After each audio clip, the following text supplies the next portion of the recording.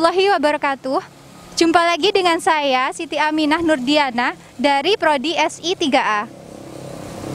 Kali ini saya akan membahas fenomena alam yang sering terjadi di Indonesia. Apakah itu dan mengapa bisa terjadi? Yuk, mari kita simak video kita. Cek this out.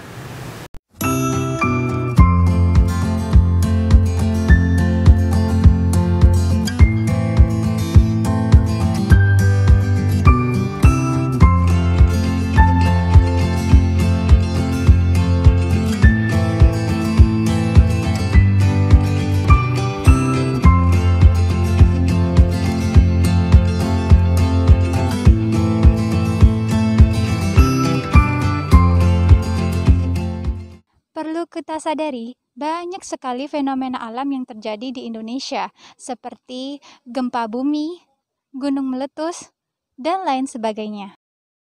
BMKG mencatat telah terjadi peningkatan gempa tektonik sebanyak 646 kali yang terjadi di wilayah Indonesia. Hal ini disebabkan oleh cincin api Pasifik atau Ring of Fire, adalah daerah yang sering mengalami gempa bumi dan letusan gunung berapi yang mengelilingi cekungan Samudra Pasifik. Contohnya Indonesia dan Jepang. Lalu, bagaimana tanggapan atau pendapat dari mereka? Yuk kita simak videonya.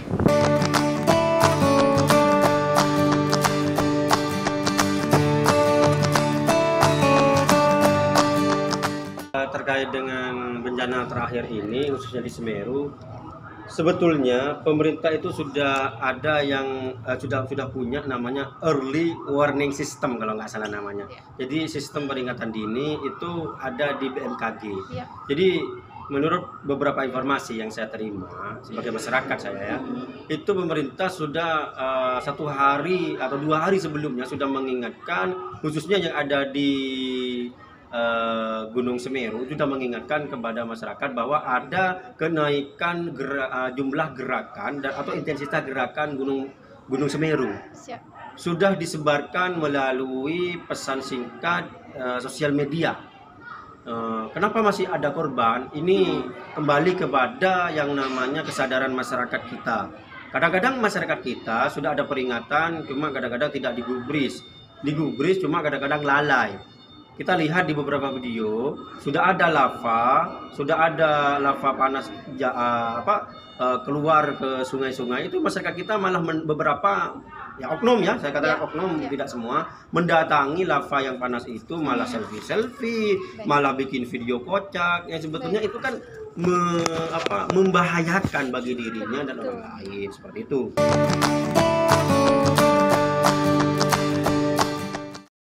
Kalau menurut saya tindakan pemerintah sudah lumayan cepat ya. Jadi pengarahan TNI, Polri kepada daerah-daerah yang terkena bencana itu sudah tanggap banget. Apalagi yang katanya masyarakat kurang tanggap, menurut saya sih itu cuma teknis saja. Mereka kurang mendalam seperti itu.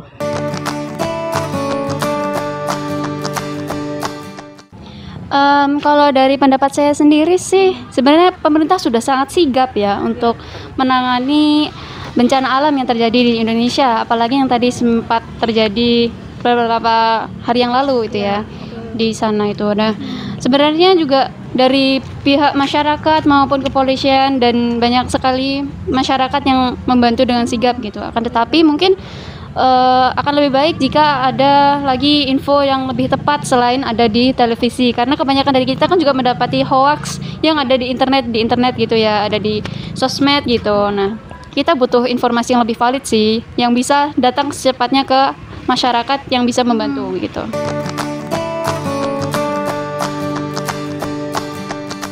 Menurut saya sih sudah bagus. Kita bisa ngelihat. Tapi yang menjadi kesulitannya itu di masyarakatnya. Jadi ini kan dibagi dengan beberapa golongan. Ada beberapa golongan yang tidak suka menggunakan HP gadget yang touchscreen.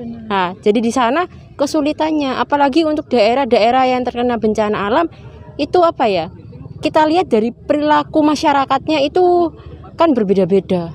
Dan kebanyakan mereka punya sepuh-sepuh. Jadi untuk yang menggunakan touchscreen itu kurang enak bagi mereka. Menurut saya yang dari sepenglihatan saya ya gitu.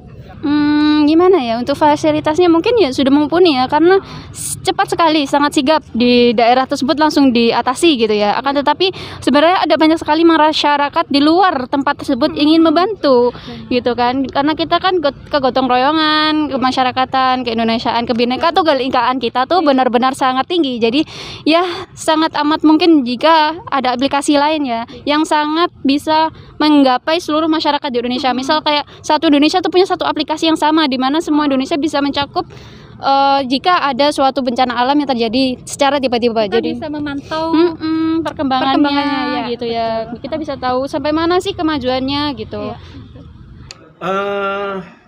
Kalau mengatakan tidak ada atau kurang, saya rasa tidak benar juga. Fasilitas kewaspadaan saya sebut di awal itu early warning system sudah ada di Indonesia, khususnya di Jawa Timur itu berupa BMKG itu sudah cukup, dan proses penyampaian pesannya ke masyarakat sudah sistematis dan sudah cukup. Kalau mungkin ada aplikasi-aplikasi lain yang bisa membantu masyarakat agar lebih tepat dalam menangani bencana alam atau sebelum terjadi bencana alam, itu bisa lebih bagus. Cuma apa yang pemerintah lakukan sebelum terjadi bencana dan ketika ada bencana dan pasca ada bencana atau setelah ada bencana, menurut saya ini sudah bagus. Dan sifat kita sebagai orang Indonesia, sistem kegotong royongannya sudah sangat bagus. Itu pesan saya. Itu dari saya.